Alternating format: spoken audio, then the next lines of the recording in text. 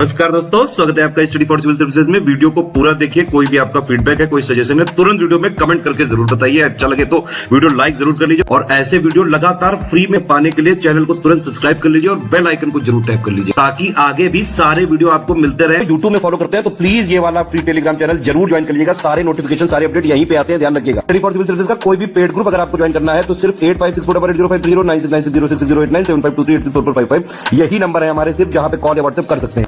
Instagram पे हमारा page जरूर फॉलो कर लीजिएगा, studyforcivil.services है। ट्विटर पे हमको जरूर फॉलो कर लीजिएगा, @studyforcivils है। सारे क्वेश्चन अटेम्प्ट करिए और स्कोर अपना तुरंत कमेंट करके बताइए। दोस्तों नमस्कार, स्टडी फॉर सिविल सर्विसेज में आप सभी का स्वागत है। इस पर्टिकुलर वीडियो सीरीज में हम जो एपीएस की वैकेंसी यूपीपीएससी की है उसके लिए वीडियो सीरीज देख रहे हैं और अभी फॉर्म की डेट भी शायद एक्सटेंड की गई है। तो अगर आपने अब तक फॉर्म नहीं भरा है तो प्लीज़ भर लीजिए अगर आप एलिजिबल हैं। और हमारे ग्रुप्स लगातार चल रहे हैं, आप अपनी पूरी तैयारी के लिए हमारे साथ जुड़ सकते हैं हमारे पेड ग्रुप्स में। कॉन्टैक्ट डिटेल यहाँ पे नीचे डिस्क्रिप्शन बॉक्स में दी हुई है, आप उस पर कॉन्टैक्ट करके एडमिशन ले सकते हैं। ठीक है, स्टार्ट करेंगे फर्स्ट क्वेश्चन के साथ। पूछा गया, हाल ही में केंद्र सरकार ने मध्यस्थता कानून में संशोधन के लिए किसकी अध्यक्षता में एक समिति का गठन किया है। ठीक है, तो टी.के. विश्वनाथन जो है, इनकी अध्यक्षता में जो हमारा भारत का एक आर्बिट्रेशन एक्ट है, ये किस वर्ष में बना था? 1996। इसको भी ध्यान रखना है। तो इसमें क्या पॉसिबल अमेंडमेंट हो सकते हैं, उसके लिए एक कमेटी बनाई गई है। अध्यक्ष का नाम ध्यान रखेंगे। ठीक है, कमेटी कब बनी थी? तो जुलाई 2023 में। नेक्स्ट है, महाभारत इसमें से किसने लिखा है? ठीक, तो सबसे एंशियंट जो संस्कृत के टेक्स्ट माने जाते हैं महाभारत और जैसे रामायण। ठीक, तो महाभारत की रचना वेद व्यास जी ने की है। ऑप्शन सी को चुनेंगे। ठीक, संस्कृत भाषा जो है इसको ध्यान रखेंगे। इंटरपोल एक संगठन है, इसका विस्तारित रूप क्या है ये बताना है। तो इंटरनेशनल पुलिस ऑर्गेनाइजेशन। ठीक, तो बेसिकली इंटरनेशनल एक बॉडी है जो कुछ इंटरनेशनल लेवल पे क्राइम वगैरह को इंटरसेप्ट या कम करने के दिशा में कार्यरत है। तो अलग अलग देशों के रिप्रेजेंटेटिव इसमें पार्टिसिपेट करते हैं। तो भारत की तरफ से जो भारत की एजेंसी इंटरपोल में रिप्रेजेंट करती है इंडिया को, वो कौन सी है? सीबीआई। ठीक है, सेंट्रल ब्यूरो ऑफ इन्वेस्टिगेशन। इसको भी ध्यान रखना है और यहाँ पे इसका फुल फॉर्म आपको बता दिया गया है। इसमें से कौन सी खरीफ की फसल नहीं है? ठीक, तो जैसे अभी जो सीज़न आने वाला है नवंबर में, अब जो बुआई होंगी तो वो रबी की फसल का सीज़न है। ठीक है, और अभी जो हमारा हार्वेस्ट चल रहा है वो खरीफ की फसलों का चल रहा है। ठीक, तो जिनकी जुलाई और इसमें जून के एंड में बुआई होती है। ठीक, तो इसमें से सरसों अब चूंकि रबी की फसल है तो यही ऑड हो गया है ना, सरसों जो है अभी अब इनकी बुआई की जाएगी। कौन सा राज्य देश के पहले मोटो जीपी कार्यक्रम की मेज़बानी करेगा? ठीक है, तो जो फार्मूला 1 रेसिंग होती है उसमें से जो बाइक वाली रेस है ना, उसको मोटो जीपी इवेंट कहते हैं। इसका आयोजन अभी हाल ही में ग्रेटर नोएडा में हुआ है। ठीक है, उत्तर प्रदेश के गौतम बुद्ध नगर जिले में। आईपीसी का फुल फॉर्म बताना है, इंडियन पीनल कोड। ठीक है, भारतीय दंड संहिता। तो ये जो है इसके बारे में जैसे डिटेल पूछते हैं कि वर्ष कौन सा है, तो 1860 में बना था। ठीक है, जो भारत में पहला लॉ कमीशन अपॉइंट हुआ था लॉर्ड मैकॉले के द्वारा, जो चार्टर एक्ट 1833 था उसके अंडर, तो उसके रिकमेंडेशन पे इसकी स्थापना हुई थी। ठीक है, तो इन चीज़ों को ध्यान रखेंगे। उत्तर प्रदेश के किस जिले का बेलहत्थी ग्राम? ठीक है, इस गांव के नाम को ध्यान रखना है। इसको उत्तर प्रदेश राज्य का पहला ग्राम वन घोषित किया गया है। ठीक, तो ये जो है हमारे सबसे इधर बॉर्डर जो डिस्ट्रिक्ट है सोनभद्र, ठीक है, वहाँ का एक गांव है, इसको ध्यान रखना इंपॉर्टेंट है। IMF का शॉर्ट फॉर्म, किसके लिए शॉर्ट फॉर्म है? तो इंटरनेशनल मॉनेटरी फंड एक इंटरनेशनल ऑर्गेनाइजेशन है, उसका ये फुल फॉर्म यहाँ पे लिखा हुआ है ऑप्शन बी में। कुछ यहाँ पे शॉर्ट फॉर्म है, उसके फुल फॉर्म लिखे हुए हैं, देख लेते हैं कौन सा सुमेलित नहीं है। ठीक, तो जो ऑप्शन डी में है FCI, इसका फुल फॉर्म होता है फूड कॉरपोरेशन ऑफ इंडिया। ठीक है, कमीशन नहीं, ये गलत है, बाकी के ऑप्शंस ठीक है। तवांग बौद्ध मठ भारत के किस राज्य में स्थित है? बुद्धिस्ट मोनेस्ट्रीज के बारे में अक्सर पूछा जाता है। ठीक है, तो ये है यहाँ पे अरुणाचल प्रदेश में। यूरिया निम्नलिखित में से किसमें संश्लेषित होता है? ठीक है, तो देखिए हमारे जैसे बॉडी की बात करें तो हमारा जो लीवर होता है, ठीक है, वहाँ पे यूरिया मोस्टली जैसे क्या होता है कि यूरिन में पाया जाता है। ठीक है, तो यहीं पे सिंथेसाइज होके और एक्सक्रीट किया जाता है बॉडी से किडनीज के थ्रू। ठीक, तो यहाँ पे ऑप्शन डी को चुनेंगे। ठीक है, तो ये ध्यान रखेंगे। और जैसे ऐसे भी हम इसको समझ सकते हैं कि ह्यूमन बॉडी के रेफरेंस में अगर हम समझे तो 80% ऑफ नाइट्रोजन जो हमारे बॉडी में है वो एक्सक्रीट होता है हमारे बॉडी से in the form of urea. ठीक, इसको ध्यान रखना है। वर्ल्ड इकोनॉमिक फोरम WEF के द्वारा जारी किए गए ग्लोबल जेंडर गैप रैंकिंग 2023 में, ठीक है। तो यहाँ पे ध्यान रखेंगे कि वर्ल्ड इकोनॉमिक फोरम इसको रिलीज करता है। कुल 146 देशों की रैंकिंग में भारत जो है इसमें रहा था 127वें नंबर पे, ठीक है। टॉप पे कौन था? आइसलैंड। भोपाल मध्य प्रदेश के अंदर जो गैस त्रासदी काफ़ी फेमस है, यूनियन कार्बाइड एक फैक्ट्री थी, तो वहाँ पे 3 दिसंबर की रात में 1984 में, ठीक है, उस प्लांट से मिथाइल आइसोसाइनेट नाम की जो है गैस का रिसाव हुआ और बहुत ही ज़्यादा संख्या में, हज़ारों की संख्या में लोग जो है उनकी मौत हो गई थी, ठीक। तो यहाँ पे इस गैस का नाम ध्यान रखना है। देखिए जून 2023 में एक रिपोर्ट आई थी जिसमें विश्व मौसम विज्ञान संगठन और यूरोपीय संघ का एक कॉपरनिकस जलवायु परिवर्तन सेवा है, इनकी रिपोर्ट के अनुसार दुनिया का सबसे तेजी से गर्म होने वाला महाद्वीप कौन सा है, ठीक है। तो लगभग 2.3 ऐसे समझ सकते हैं 2.3 डिग्री सेल्सियस का कह लीजिए पिछले ईयर्स की तुलना में इंक्रीज देखा गया है यूरोप पूरे कॉन्टिनेंट में, ठीक है। तो यहाँ पे ऑप्शन सी को चुनेंगे। हाल ही में भारत ने किस देश को INS कृपाण उपहार में देने की घोषणा की है? इंडियन नेवल शिप जिसका नाम है कृपाण, इसको जुलाई 2023 में गिफ्ट किया गया है भारत की तरफ से वियतनाम को। हाल ही में अंतर्राष्ट्रीय ओलंपिक समिति ने इसमें से किसको ओलंपिक ऑर्डर से सम्मानित किया है, ठीक है। तो इंटरनेशनल ओलंपिक कमेटी ने WHO के जो डायरेक्टर हैं ये टेड्रोस गैब्रियस, ठीक है, इनको ओलंपिक ऑर्डर से सम्मानित किया था, ठीक, ध्यान रखना है। निम्नलिखित में से कौन सा रुधिर वर्ग सर्वग्राही कहलाता है, ठीक है। तो ब्लड ग्रुप्स जो हमारे होते हैं A, AB है ना, O, ये सब, तो इनमें देखिए 2 चीज़ें होती हैं, एक जो किसी को भी ब्लड है ना दे सकता है और एक किसी से ले सकता है। तो अब क्वेश्चन ने पूछा यूनिवर्सल रिसीवर, ठीक, तो ये होता है AB पॉजिटिव, ठीक है, इसको ध्यान रखना है। और जो यूनिवर्सल डोनर है वो O नेगेटिव होता है। प्रथम विश्व युद्ध के दौरान किस गैस का उपयोग किया गया था ये बताना यहाँ पे। तो बेसिकली जो फर्स्ट वर्ल्ड वॉर हुआ, ठीक है, इसमें एक हथियार के रूप में मस्टर्ड गैस का यूज़ किया गया था, ठीक है। इसको जो है ये ध्यान रखिएगा कि कलरलेस के रूप में जो है लिक्विड होता है, ठीक है। गैस नाम गैस है लेकिन होता ही लिक्विड फॉर्म में है, ठीक। तो इसको हैजार्डस वेपन के तौर पे यूज़ किया गया फर्स्ट वर्ल्ड वॉर में, जो मुख्य रूप से 1914 से 1919 के मध्य जो है एक तरीके से चला। तो ऑप्शन हम जो है डी को चुनेंगे। हाल ही में जो भारत सरकार के इलेक्ट्रॉनिक्स और सूचना प्रौद्योगिकी मंत्रालय है, उन्होंने किस संस्था के साथ साइबर सिक्योरिटी अभियान जिसका नाम है G20 स्टे सेफ ऑनलाइन, इसके लिए एक तरीके से पार्टनरशिप की है? तो ये है गूगल, ऑप्शन फर्स्ट। कन्हेरी की गुफाएं कहाँ पर स्थित है, ठीक है। तो ये एक बेसिकली रॉक कट मॉन्यूमेंट है एक तरीके से, महाराष्ट्र में मुंबई में स्थित है। बहुत ही एक प्राचीन लेख है पंचतंत्र, ठीक है, इसकी कथाएं काफ़ी पॉपुलर हैं। तो इसके लेखक का नाम बताना है। तो एंशिएंट हिस्ट्री में संस्कृत में जो है विष्णु शर्मा ने इसकी रचना की थी, ऑप्शन डी। आगे चल करके इसकी कई भाषाओं में जो है अनुवाद भी हुआ है, तो वैसे क्वेश्चन पूछे जाते हैं, तो उसके बारे में भी हो सके तो बढ़िएगा।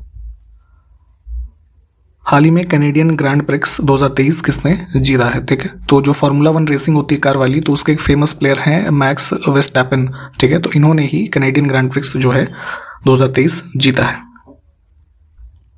हाल ही में किस स्पेस एजेंसी ने इंडोनेशिया के सत्रिया-1, एक ये संचार उपग्रह है यानी कि कम्युनिकेशन सैटेलाइट के रूप में इसको यूज़ किया जाएगा, ठीक। तो इसको कक्षा में इसके स्थापित किया है। तो एलॉन मस्क की जो स्पेस कंपनी है ना, स्पेस एक्स, इन्होंने इसको लॉन्च किया है, ठीक है। और ये ध्यान रखना है कि जो सत्रिया-1 है कम्युनिकेशन सैटेलाइट किस देश का है, तो इंडोनेशिया। भारतीय रेल संग्रहालय कहाँ पर स्थित है, ठीक है, नेशनल रेल म्यूजियम। तो न्यू दिल्ली में चाणक्यपुरी में ये स्थित है। हाल ही में वैकासी विशाकम उत्सव किस राज्य में मनाया गया? तो तमिलनाडु में मुख्य रूप से एक भगवान मुर्गन को काफ़ी मानते हैं वहाँ पे लोग, ठीक है। तो जिनको कि एक कह लीजिए वॉरियर का गॉड माना जाता है, तो उनके ही बर्थ एनिवर्सरी को यहाँ पे वैकासी विशाकम के नाम से सेलिब्रेट किया जाता है, ठीक, जून के महीने में। सालार जंग संग्रहालय कहाँ पर स्थित है? तो ये है यहाँ पे on the banks of Musi river, Hyderabad में। सनी डेज इस पुस्तक के लेखक कौन है? तो भारत के पूर्व एक क्रिकेटर थे फेमस, सुनील गावस्कर, उनकी ऑटोबायोग्राफी है। शांति निकेतन की स्थापना इसमें से किसने की है? ठीक है, काफ़ी फेमस है और ये इंपॉर्टेंट भी है क्योंकि रिसेंटली शांति निकेतन को यूनेस्को ने वर्ल्ड हेरिटेज साइट्स की जो लिस्ट है उसमें इंक्लूड किया है। ठीक, तो ये 1901 में यहाँ पे शांति निकेतन में जो स्कूल स्थापित किया था किसने? रविन्द्रनाथ टैगोर जी ने। हाल ही में किस लेखिका ने निबंध जिसका नाम है आज़ादी, इसके लिए 45वां यूरोपीय निबंध पुरस्कार जीता है? ठीक, तो भारत की तरफ से अरुंधति रॉय काफ़ी फेमस एक राइटर हैं। इन्होंने आज़ादी नामक जो ये निबंध लिखा है जिसको चुना गया था, चार्ल्स वेलियन फाउंडेशन एक है, उनके द्वारा ये अवार्ड दिया जाता है, यूरोपियन एसे। ठीक, तो ऑप्शन बी को चुनेंगे। जून 2023 में रिजर्व बैंक ऑफ इंडिया जो है इसके डिप्टी गवर्नर के रूप में किसको नियुक्त किया गया?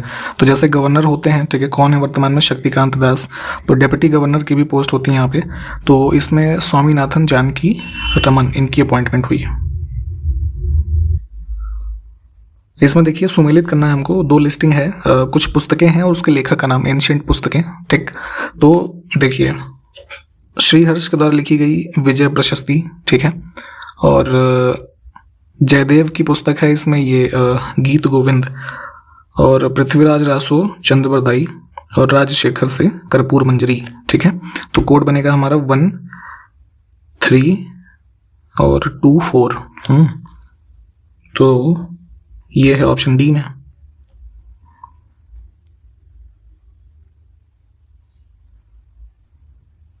बड़ा इमाम बाड़ा कहाँ पर स्थित है? ठीक, तो ये मॉन्यूमेंट जो है उत्तर प्रदेश की राजधानी लखनऊ में है। निम्नलिखित राजवंशों को कालक्रमानुसार व्यवस्थित करना है, तो यहाँ पे जो डायनेस्टीज हैं इसमें सबसे पहले जो है हर्यंग डायनेस्टी है। ठीक, उसके बाद शिशुनाग, फिर नंदवंश, उसके बाद शुंग वंश। ठीक है, 1, 2, 4, 3। देखिए इनके यहाँ पे जैसे ऐसे क्वेश्चंस यूपीपीएससी आयोग की आदत है, ठीक है, क्रोनोलॉजी लगाने का, चाहे एंशिएंट हिस्ट्री हो, चाहे मॉडर्न हो, मेडिवल हो, ऐसे बहुत सारे क्वेश्चन पूछे जाते हैं। तो आपको ये जितने भी इवेंट्स हैं उनके ईयर याद होने बहुत ज़रूरी है ना। कई बार क्लू मिल जाता है हमें ऑप्शन से, तो हम उसके हिसाब से आंसर निकाल लेते हैं। ठीक है, तो इस वजह से कभी भी आप कुछ पढ़िए तो वहाँ पर स्पेशली वर्ष जो है फैक्चुअल नेचर का, क्योंकि आपका पेपर ही है, तो वर्षों को ध्यान रखा करिए।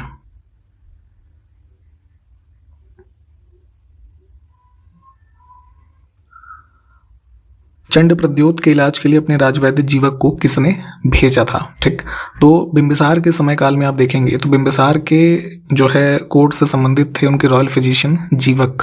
ठीक, तो उन्होंने अवंती किंगडम जो है ना, उसके किंग थे प्रद्योत, चंड प्रद्योत यहाँ पे। ठीक है, तो इनको पीलिया हो गया था, ठीक है, जॉन्डिस, तो इनके इलाज के लिए ही इन्होंने जो है जीवक को भेजा था। ठीक, बिंबिसार ने। शिमला को तिब्बत से कौन सा दर्रा जोड़ता है? माउंटेनियस पासेज जो है एक स्थान से दूसरे स्थान को जोड़ते हैं पहाड़ी क्षेत्रों में, हिमालयन क्षेत्र में मुख्य रूप से। तो हिमाचल प्रदेश में हमारा है ये शिपकीला दर्रा, ठीक, जो कि शिमला से आपका तिब्बत में ये गारटोक जो स्थान है उसको जोड़ता है। निम्नलिखित में से कौन सा कांच का सबसे महत्वपूर्ण घटक है? Component of glass. ठीक, तो ग्लास का सबसे मुख्य कंपोनेंट जो होता है सिलिकॉन डाइऑक्साइड या फिर यहाँ पे सिलिका है ना, इसको चुन लीजिए, SiO2। देखिए जून 2023 में अल्जीरिया, गुयाना, कोरिया गणराज्य यानी कि साउथ कोरिया, सियरा लियोन और स्लोवेनिया, इनको संयुक्त राष्ट्र सुरक्षा परिषद का गैर स्थायी सदस्य चुना गया है। ठीक है, नॉन परमानेंट मेंबर्स। ठीक, तो यहाँ पे जो है वही पूछा गया है कि इनका कार्यकाल कितना होता है। तो जो ये नॉन परमानेंट मेंबर यूएन में चुने जाते हैं हमारा, ठीक है, सिक्योरिटी काउंसिल के लिए, उनका टेन्योर होता है 2 साल का। ठीक है, प्रीवियसली भारत भी कई बार जो है चुना जा चुका है। तो यहाँ पे हम बी ऑप्शन को चुनेंगे। आपको मुझे एक चीज़ बतानी है कॉमेंट करके कि यूएन सिक्योरिटी काउंसिल के परमानेंट मेंबर कौन कौन से देश हैं, इसको जरा कॉमेंट कीजिएगा। ठीक है, हाल ही में खबरों में रहा कवच क्या है? ठीक है, तो भारतीय रेलवे ने एक सिस्टम डेवलप किया है कि अगर सेम ट्रैक पे मान लीजिए एक ही ट्रैक पे 2 ट्रेनें आमने सामने आ रही हैं, तो कवच सिस्टम ऑटोमेटिक एक ट्रेन प्रोटेक्शन सिस्टम में डेवलप किया गया है, जो अपने आप ही रेंज में आपस आने पे, मतलब जैसे जैसे वो ट्रेन आपस में नज़दीक आती जाएंगी, है ना, तो अपने आप ही वो ऑटोमेटिक रूप से एक निश्चित दूरी पर रुक जाएंगे। ठीक है, तो एक्सीडेंट होने से बचेगा। तो ट्रेन प्रोटेक्शन सिस्टम है ये। 7 जून 2023 से भारत, फ्रांस और संयुक्त अरब अमीरात UAE, ठीक है, इन 3 देशों के बीच पहला समुद्री साझेदारी अभ्यास कहाँ पर आयोजित किया गया? ठीक है, तो एक मैरीटाइम एक्सरसाइज है जो है इसको ऑर्गेनाइज किया गया था यहाँ पे गल्फ ऑफ ओमान में।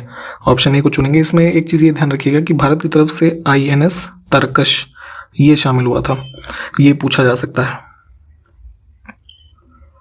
हमारे पास कुछ दिवस दिए गए हैं और कब वो ऑब्जर्व किया जाता है वो लिखा हुआ है, ठीक है, तो कौन सा गलत है, यानी कि सुमेलित नहीं है। तो ऑप्शंस को अगर हम सारे देखें तो इंटरनेशनल मदर लैंग्वेज डे ये होता है 21 फरवरी को, है ना, 20 नहीं। अन्य विकल्प ठीक है, इनको देखें आप। इसमें देखें कौन सा युग्म हमारा गलत है, बहुत ध्यान से देखा करिए क्या पूछा गया है, गलत या सही, ठीक। तो यहाँ पे हमारे कुछ स्थल हैं भारत के और किस नदी के किनारे वो स्थित हैं वो लिखा हुआ है, ठीक। तो जैसे अभी हमने हैदराबाद की बात की ऊपर है ना, तो मूसी नदी के किनारे है चंबल, कोटा, अलकनंदा, बद्रीनाथ। और मध्य प्रदेश में नासिक जो है वो गोदावरी नदी से एसोसिएटेड है, ठीक है, नर्मदा नहीं। चित्रकूट जलप्रपात जिसको भारत का नियाग्रा जलप्रपात भी कहा जाता है किस नदी पर स्थित है? तो आप देखेंगे इसमें छत्तीसगढ़ राज्य में बस्तर जिले में ये हमारा इंद्रावती जो रिवर है इससे एसोसिएटेड है हमारा ये वाटरफॉल, लगभग 90 फीट की जो हाइट है इसकी, ठीक, इसको ध्यान रखेंगे। एक क्वेश्चन है मैथ का, देखते हैं। एक व्यक्ति एक परीक्षा में कुल अंकों का 45% अंक प्राप्त करता है तथा 40 अंकों से अनुत्तीर्ण हो जाता है, ठीक। आगे कंडीशन है कि उस परीक्षा में उत्तीर्ण होने के लिए 55% अंक चाहिए, तो परीक्षा के अधिकतम अंक कितने हैं? देखिए, तो कहा गया है कि 45% पा रहा है तो 40 नंबर से फेल हो रहा है और पास होने के लिए चाहिए 55%, यानी कि 55 - 45, तो 10% की वैल्यू है हमारे पास है 40 नंबर, क्योंकि इतने से ही वो फेल हुआ है ना। तो अगर 10% की वैल्यू है 40 तो 100% कितना हो जाएगा? 40 × 10 400, ठीक। तो कुल है 400 नंबर के उसके एग्जाम।